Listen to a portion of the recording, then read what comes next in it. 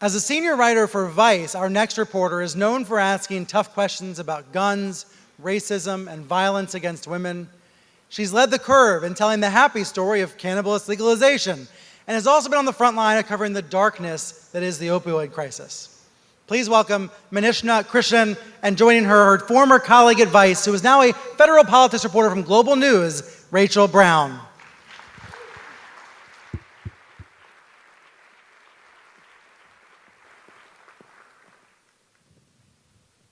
Hey guys, what's up? Hey everyone.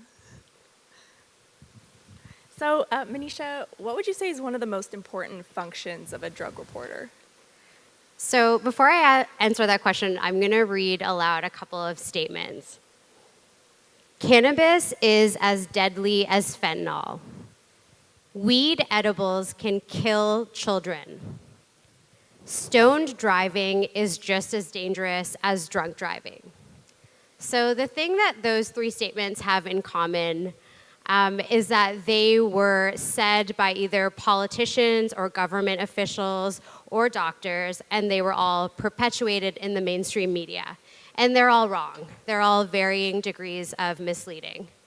So I think that one of the most important functions of a drug reporter is to be able to fact check things like that, because when you have a substance that's been banned, in the case of weed, for a century, there's a lot of hysteria, there's a lot of stigma, and there are a lot of misconceptions that you have to cut through as a reporter, and I feel like it's my job to do that. Yeah, definitely. And you're very open about your own cannabis use. You really don't shy away from that. I'm high right now. No. I'm kidding, I'm not. I knew you were going to say that. Can you tell me a bit about how your cannabis use impacts your reporting? Yeah, so I grew up in BC. I grew up in Vancouver. Weed was really, it's a big part of the culture there. It really was never something that I looked at as a big deal or in a stigmatized way. So I feel like when I started reporting on cannabis, that allowed me to approach some of the statements I mentioned earlier with a lot of skepticism. And it also meant that I was more comfortable with doing sort of experimental types of reporting. So one of the things that the federal government has done when they passed the weed legalization legislation is they passed a whole bunch of new laws around impaired driving. And so they set certain limits for how much THC can now legally be in your blood. The thing is, those limits mean nothing to anyone. They didn't mean anything to me, and the average person would have no clue like how much THC can be in your blood and how much weed that means you can smoke legally. So I did a little experiment to kind of test this out, and I'm going to show a clip from it right now. Well, Manisha failed the tests. She failed the test. She failed the test, yeah. Her eyes would either advance the stimulus and then wait for it and then carry on with it. Then we did the walk and turn test. You used your arms for balance, and you also stopped walking. Don't stop the test until you've completed it. Do you understand?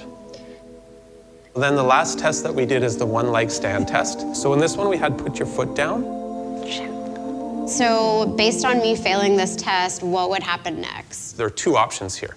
You're arrested for impaired driving and you're brought to a drug recognition expert for an evaluation, or you're given a demand for a blood sample. I do look baked in that clip. Even though you failed the test, what did you learn going through that process? So that was interesting. I failed that initial test, but later on we tested my blood, and he gave me a longer evaluation, and the blood test came back, and I was really surprised because my blood was nowhere near what the legal limit is for how much THC can be in your blood when you're driving. So that I felt like was really important for me to learn as a journalist and as a cannabis user as well. But I think in general, I was trying to show our audience, okay, we have a huge set of laws that are brand new. This is what they mean in a practical sense. Yeah. We're going to shift gears a little bit. Rachel, you have been covering the opioid crisis extensively. In the last 3 years, 10,000 Canadians have died due to opioid overdoses. What can you tell us about this crisis? Well, I think for me in my reporting, I've over the years really tried to emphasize and listen to harm reduction workers, so people who are trying to make conditions for people who use drugs safer, whether that's through safe consumption sites, safe supplies, and so forth. So it's really about listening to them and people who use drugs as well.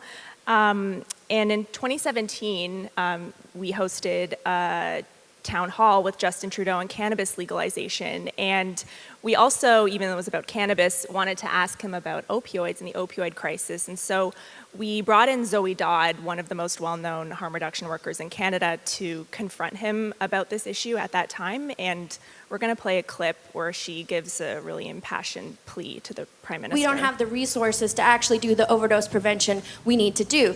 This is an emergency. This is a national crisis. 1,400 people dying in 16 months is a disaster. It's a national disaster. You are not doing enough. The bodies keep mounting. And yes, cannabis, we are here about legalization of cannabis, but we need millions of dollars. I am a frontline worker who's not been on her job the last 6 weeks because people keep dying around me, and I am completely traumatized because we don't have the resources to do our work. And it is up to you, Mr. Prime Minister, to find those millions of dollars so we can open those clinics and get access so that more people don't die. And I would say to you that you should look to the model in Portugal. They stopped their overdose epidemic when they decriminalized drugs, and they've had that model for 10 years, and it's been exceptional, and we have models to look at. And I would say be brave. You talk about the safety of children, you talk about the safety of youth. It is young people who are dying, and it is young people who elected you. Save their lives too. It's between the ages of 30 and 39 who are dying in BC. Those are young people. Those are people who have value. And it is not stopping, and it is not slowing down. Do something. Seriously, do something. So that clip is a couple years old, and the federal government really has not done much since then. Rachel, you were in Portugal not long ago where all drugs are decriminalized. What did you learn there that we could apply here? Yeah, for me, Portugal is a really interesting place because in the late 90s, they were going through their own really serious overdose crisis. There were really high rates of deaths related to drugs. Their HIV transmission rates were some of the highest in Europe. And the Portuguese government gathered harm reduction workers, people who use drugs, and even law enforcement officials to figure out how they could solve the crisis. And they all decided that the best way to do so would be through decriminalizing all drugs, from weed to heroin.